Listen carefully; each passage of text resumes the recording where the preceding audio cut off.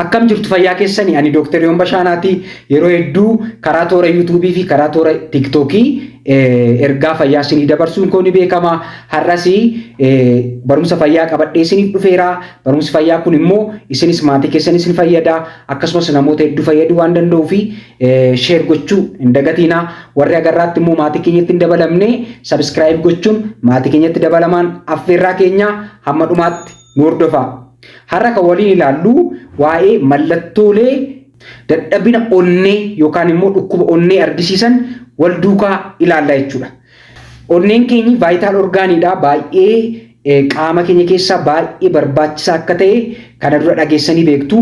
Garuu gaafa onnee keenya irra rakkinni jiraatu yookaan dadhabinni onnee gaafa jiraatu nam tokko mallattoo akkam akkamii argisiisa kan jedhu isinii ibsaa jechuudha. Inni tokkoffaan dadhabbii hamaadha. Dadhabbii hamaa dandeettii waa hojjechuu dhabuu akkasumas immoo xiqqoo hojjettee dadhabuu inni gara biraanii tabbafaa bahuu darajaafaa bahuu dadhabuu isa affanuufaa qabaachuu danda'a hafuurri ciccituu qabaachuu danda'a namni sun jechuudha.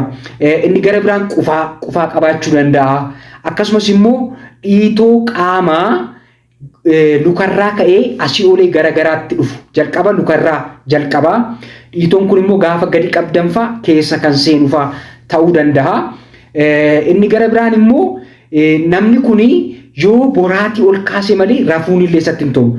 Waan isa affanuuf waan hafuurri ciccituu fi boraatii lamaaf isaa ol fayyadamu jechuudha namoonni akkasii. Namoonni dadhabbii onnee yookaan dhukkuba onnee qaban boraatii lamaaf isaa ol qabu yookaan immoo carqii boraatii jala kaasanii ol kaasu jechuudha. Akkasumas immoo mataa sireefaa yeroo isaan ol qaban ni jira jechuudha. Inni kuni dadhabbii onneefaan ol qabachuu danda'a. Dhukkuboonni biraa kana fidanis jiraachuu danda'u garuu yeroo hedduu dhukkuba onneefaan ol qabachuu danda'a jechuudha. Boraatii namoonni ol kaasanii fayyadaman. Inni gara biraanii galgala faa rafanii hafuurri isaan citee gadi bahanii faa qilleensa barbaaduuf qabaachuu danda'u jechuudha namoonni kun. Namoonni dadhabbii onnee qaban. Inni gara biraanii ulfaatina dabaluu danda'u. Sababii dhiitoon qaamaa jiruu fi ulfaatina dabaluu danda'u jechuudha. Inni gara biraan immoo hafuurri isaan cituu isiniin jedheera hafuurri isaan cituun jiraachuu danda'a. Waa tokko hojjechuu hin danda'anii tabba ba'uunfaa isaanitti ulfaata. Namoonni akkasii hatattamaan mana yaalaa deemanii onnee isaaniif qorannoo gochuu qabu jechuudha. Onneen isaanii rakkina qabaachuu fi qabaachuu dhabuu isaa immoo qorannoon erga ta'ee fi dhukkuboonni tokko tokko hafuurri ciccituu akkasumas immoo qilleensi nu ciccituu nu affanuu akkasumas immoo dhiitoo qaama kan fidanii dhukkuba onnee qofa miti jechuudha. Garuu wantoota amma isiniif eeree namoonni qaban jalqaba dhukkuba onneef qorannoo taasisanii dhukkuba onnee sun hin jiru yoo ta'e immoo dhukkuboota biroo wantoota akkasii fiduu qabaniifis qorannoo gochuu qabu jechuudha.